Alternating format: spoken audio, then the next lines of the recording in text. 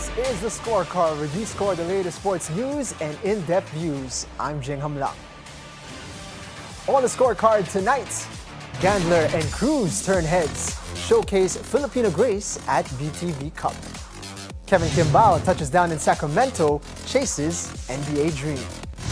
Philippines to host 2027 FIBA Women's Asia Cup, Gilas women take center stage. Julio César Chávez Jr. arrested by ICE, faces deportation after Jake Paul fight. In Major League Baseball, Soriano dominates, Neto delivers as Angels sink Braves 5-1. In the NBA, Valančiūnas traded to Nuggets, may be heading to Europe instead. And joining us tonight via Zoom, Philippine Women's Football Association President Natasha Alquiros to talk about how the Filipinas are powering through the AFC Women's Asian Cup 2026 qualifiers. All the headlines and more on the Scorecard tonight. The 4th of July, now here's our roundup. Beauty, power, and national pride were on full display as Vanie Gandler and Leila Cruz represented the Filipina spirit beyond the volleyball court.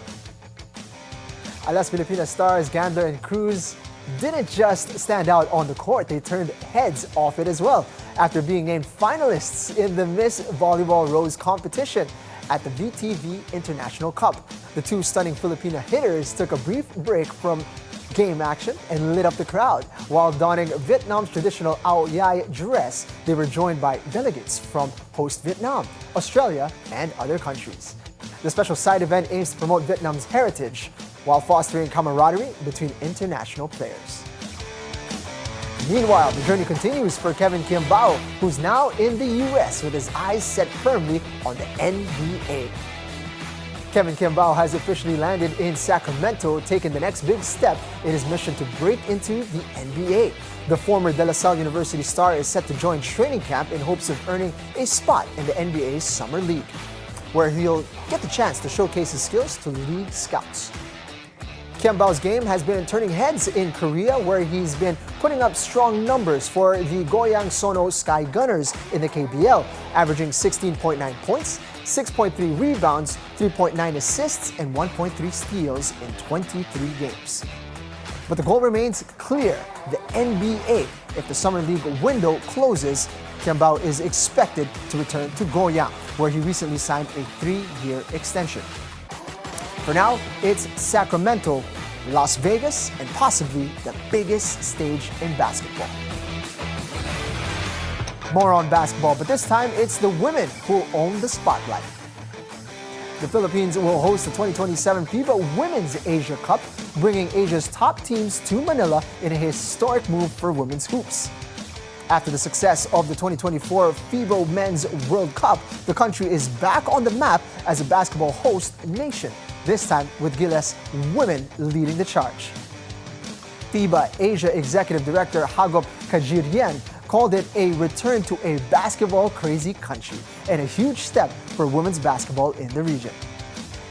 The Samahang Basketball ng Pilipinas is fully committed, with President Al Panlilio saying it's time for the Philippines to do even more for the women's game. The last time the Philippines hosted a continental tournament was back in 2013, when Gilas men won silver to end a 36-year World Cup drought. Now, it's Gilas women's turn to make history. After a 6th-place finish in the 2023 Asia Cup, the Filipinas are gearing up for this year's tournament in Shenzhen, where they face a tough group with Australia, Japan, and Lebanon. With the rise of a women's pro league and Pinay ballers shining overseas, the stage is set for a new era. In boxing, just days after losing to Jake Paul in a one-sided bout, Mexican boxer Julio César Chavez Jr. has been arrested by U.S. immigration authorities and now faces deportation. Chavez Jr. was taken into custody by U.S. Immigration and Customs Enforcement officers in Los Angeles. According to a statement from the Department of Homeland Security, the 39-year-old boxer who recently lost to YouTuber-turned-fighter Jake Paul in Anaheim was found to be in the United States illegally after overstaying a tourist visa that expired in February 2024. The DHS claims Chavez is wanted in Mexico on charges related to organized crime and that he provided fraudulent information in his green card application filed in April 2024. The agency also claims he has ties to the Sinaloa cartel through his marriage to a U.S. citizen who previously had a relationship with the deceased son of cartel leader El Chapo Guzman.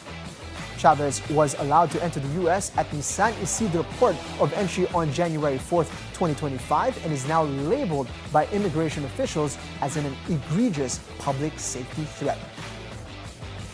Chavez, son of boxing legend Julio César Chávez Jr., held the WBC middleweight title in his prime, but his career declined after multiple setbacks in and out of the ring. He is currently being processed for deportation. Speaking at the America 250 event in Iowa, President Donald Trump just dropped a shocker, announcing plans to host a UFC fight on the grounds of the White House as part of America's 250th anniversary celebration. We're going to have a UFC fight. We're going to have a UFC fight. Think of this, on the grounds of the White House. That is crazy. White House Press Secretary Caroline Leavitt confirmed the plans, saying the president is dead serious. UFC officials also said talks are underway. Trump's connection to UFC runs deep, dating back to the early 2000s when he opened the Trump Taj Mahal to the then struggling organization.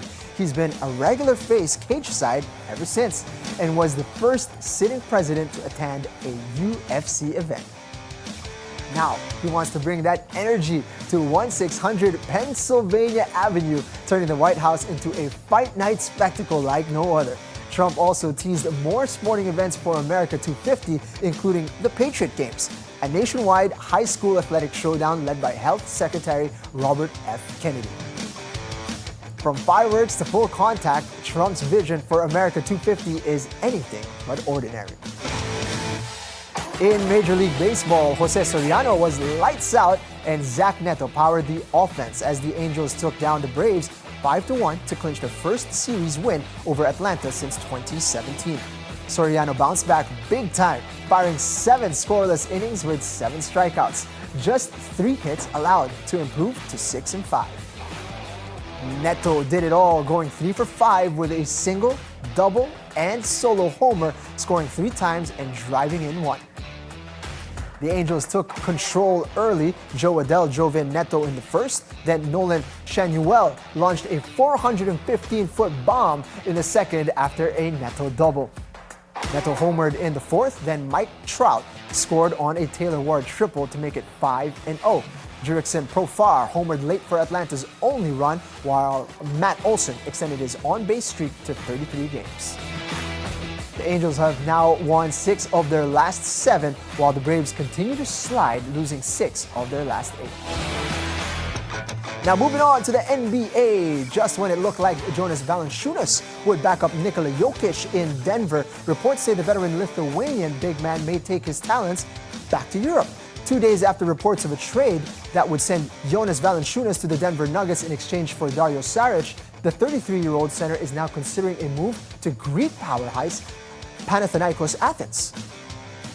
Basket News' Donatas Urbonas first broke the story, with NBA insider Mark Stein confirming that Valanciunas may seek a buyout to return to European basketball. While the deal between the Kings and Nuggets can't be made official yet, Denver saw Valanciunas as a crucial piece to back up three-time MVP Nikola Jokic, following an off-season shakeup that sent Michael Porter Jr. to Brooklyn for Cameron Johnson. Valanciunas, a 13-year NBA veteran and former number 5 pick, has averaged 13.1 points and 9.3 rebounds per game over his career, including 4 straight double-double seasons from 2019 to 2023. He split last season between the Wizards and Kings, posting solid numbers despite coming off the bench. If he leaves, it would mark a full-circle return to Europe for the Lithuanian big man who got his start with Rytas Vilnius before making his NBA debut in 2012. And here's your daily dose of sports lingo. Which sneaky spin delivers a surprise twist to fool batters in a cricket game? Answer, the googly. The googly is a deceptive delivery bowled by a leg spinner that spins in the opposite direction to a normal leg break. Instead of turning away from a right-handed batter, the googly breaks in, catching the batter off guard. Disguised with the same action as a standard leg spin ball, it's a masterclass in misdirection and has left countless batters confused, misread, and clean bowled. Invented over a century ago, the googly remains one of the most clever and entertaining deliveries in the game of cricket. Now it's time for our off-court buzzer. Former NBA player Ben McLemore faces prison time after being found guilty of rape and sexual abuse in Oregon. The case stems from a 2021 incident while McLemore was with the Portland Trail Blazers. The assault happened after a party hosted by then-teammate Robert Covington. The 21-year-old victim was unconsciously drunk, according to prosecutors, and could not consent. She testified that she regained partial consciousness during the assault and later sought a sexual assault exam. McLemore's defense claimed it was consensual, but the jury disagreed. Sentencing is set for July 9. McLemore played for the Kings, Grizzlies, Rockets, Lakers, and Blazers before taking his talents overseas. Now his future will be decided in another court, a legal one this time.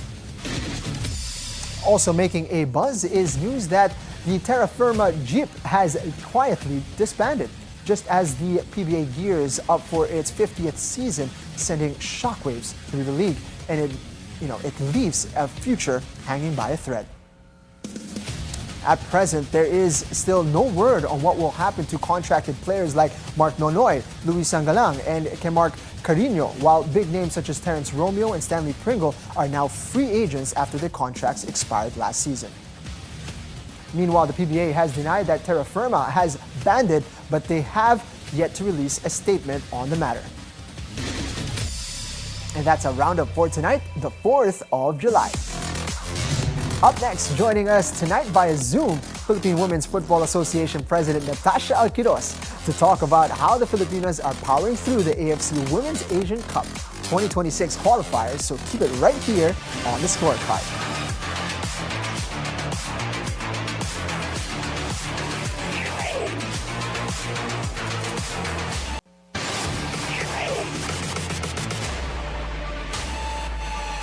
Welcome back to the Scorecard. She is a former national football team member, current Stallion player, and Philippine Women's Football Association president, here to talk about how our team Filipinas is carving history in the AFC Women's Asia Cup qualifiers. Via Zoom is Natasha Alquiros. Dato. How are you, Natasha? I'm good, Jing. Great to see you again. Pleasure to have you on the show. And, it's been a fantastic campaign so far for our Filipinas. 2 straight wins for them against Saudi Arabia and Cambodia.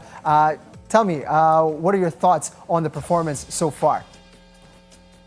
Well, so far, I think that we're exactly on track. We are the favored team in this group, and we're currently on top of the group. 2 games, we've gotten maximum points. Not just that, we've had great performances on the field as well. We saw that the young players are performing and just adding more fire to the team, while the veteran players are being as reliable as ever. And we're seeing now also how deep our bench is and that anyone can sub in and out and the quality doesn't drop. I was just about to say, we are missing Bolden as well as Guiyu in this one. So is there any surprise at all that we've been so prolific even without those big names? I think it's the young players stepping up, especially with the likes of Pino on that right side. I think that she's a player that played for the U17, and to now see her perform for the women's national team, scoring 2 goals already in both games. And then you also have the likes of Meryl Serrano is back after injury. It's good to see her coming back in style, scoring 3 goals already, proving to be really just one of the more technically sound players and just clinical finishing. And as we saw also Haley Long, the captain, scoring again. She scores for not only the national team, but for Kaya FC as well. So it's good to see her wearing the captain's armband and showing it on the pitch. Now, things haven't always been this rosy for the Philippine women's national team. In fact, during your time, things were a bit more of a struggle for you guys in terms of preparing for matches and getting a team together. What's it like for you as a person who's gone through that journey with the team to see them performing at this level as favorites now and showing why they are? Yeah, so back then we were usually always the underdogs of the tournament. And now to see us as the favorites, it's so nice to see that the standard for women's football in the Philippines has just kept going up and up, especially after being able to represent in the World Cup, our first ever chance to play in the World Cup, and then now again becoming favorites. It's just nice to see that the quality of women's football has reached another level, and now we're demanding more and more, not only from our national team, but from the quality of women's football. Now we've got still a big game coming up against Hong Kong, and we need at least a draw. A win would be better, but at least a draw in order to ensure that we finish top of the group and qualify for the Asian Cup. Very quickly, what are your expectations for that contest coming up tomorrow night? So as you said, we're on top of the group. We have 6 points and Hong Kong has 4 points. So a win for Hong Kong will put them on top at 7 points. So this is a must-win game for the Philippines. I think when it comes to the ranking, they're ranked 80th and we are ranked 41st. So on paper, this should be a sure win for us. But at the end of the day, we have to show it on the field. We cannot lose any focus, and I don't think that our girls will drop focus. I think that they're on a good momentum, and we will take home the 3 points tomorrow. Very quickly, Natasha, while I still have you, for people who don't know, your family is basically huge into football. Your family runs a football club. You played for the national team. Your husband is a football player, and your daughter has been to more football matches than most average Filipinos already, and she's still a very young age. But what is it about the game of football that has enamored you and has captured the imagination of you and your family? I just feel that, as you said, because football has played such a big part in our life, it has helped bring my family together. I met my husband through football. My dad has really inspired me not only to play, but to also to have that sense of resilience regardless of how the game is. And I think that that's just also how important sports is. You end up building a community around it as well. So how you play on the pitch, it's not always just about that, but it's also about the community that you end up building because of the game. Beautiful. Now, I'm sure there's a lot of things to look forward to in the world of women's football in particular. Obviously, we have the game against Hong Kong tomorrow night, but what's on the horizon? What can people be excited about in the world of women's football? Well, I think what's exciting about these qualifiers for the Asian Cup is that it's also leading up for the preparation of the women's national team for the MSIG Serenity Cup, wherein we are the defending champions since the last time it was held was in 2022. So this is good preparation for them to defend that championship in the tournament that's happening in August. On the local scene, we just finished as well the Women's League, the Philippine Women's League, and then coming up as well, we're going to host the FIFA Women's Futsal World Cup. So there's a lot of things to be excited about for women's football. And I think that along with the world, we're really on this great trajectory to keep growing in this space and to take up more space in football. Amazing. And I understand you guys are putting together an event to build up to the Women's Futsal World Cup as well. Very quickly, tell us a little bit about that. We're running out of time, but just give us the details on that one, Natasha. So we're coming up with the Philippine Women's Football Association. We have come up with the PWFA Futsal Cup that is happening on August 3 at the UANP school. And this is our chance to hype up the World Cup that's happening. And this is our chance to bring the community together, play an active role in making sure that there are more games for women in the country as well. Always a pleasure speaking with you, Natasha. Pleasure to have you here on the Scorecard and to speak about Philippine football. And I hope to be able to speak with you again in the future. All right. Thanks for having me. Up next, the two teams with something to prove. The Sparks are searching for stability, but Diarika Hamby is carrying the load like a veteran. Meanwhile, the Fever are quietly building an identity. Clark is out, but the core is holding strong. Can LA finally close one out, or does Indiana keep stacking wins without their star? We're about to find out, so tune in, lock in, and as always, keep your eyes on the prize.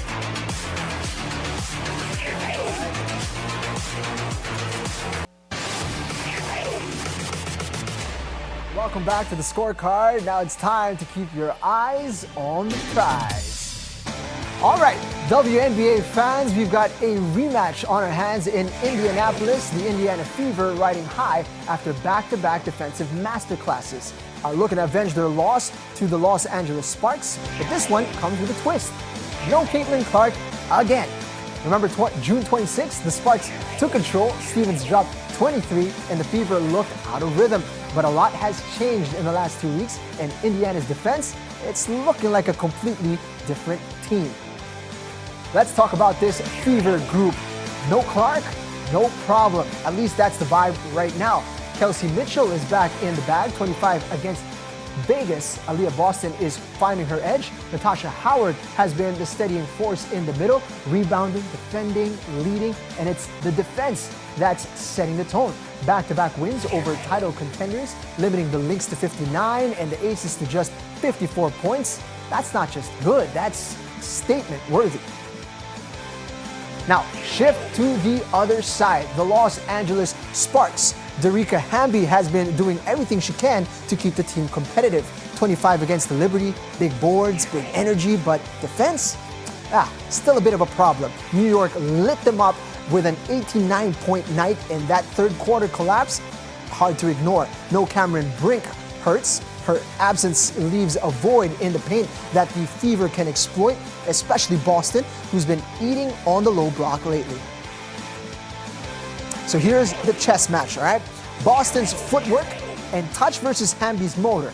Both will get their numbers, but who imposes their style early? That could decide this game.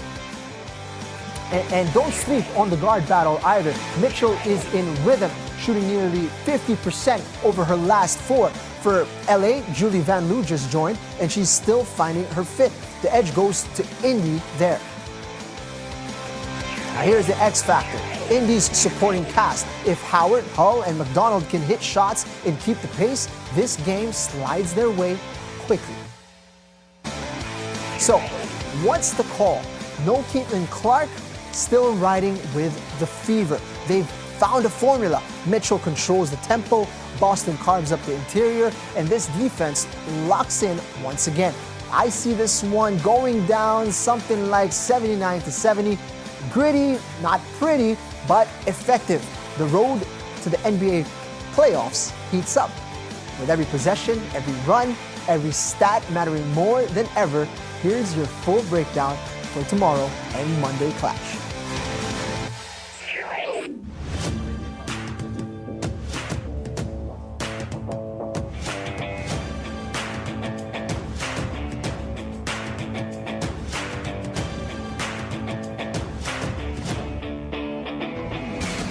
On our Sparks Fever preview, one team searching for answers, the other quietly building momentum. No Clark? No worries. If Indiana can keep playing together, they've got enough to hold down home court.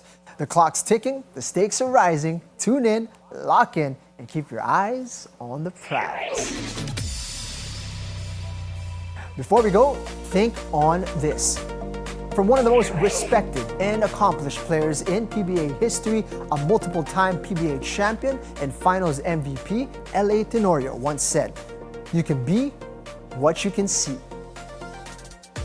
And with that, thank you for joining us tonight. We'll see you next week on The Scorecard, where sports is our business and business is our sport. On the Billionaire News Channel, this is Jing Jamlang. Have a blessed evening.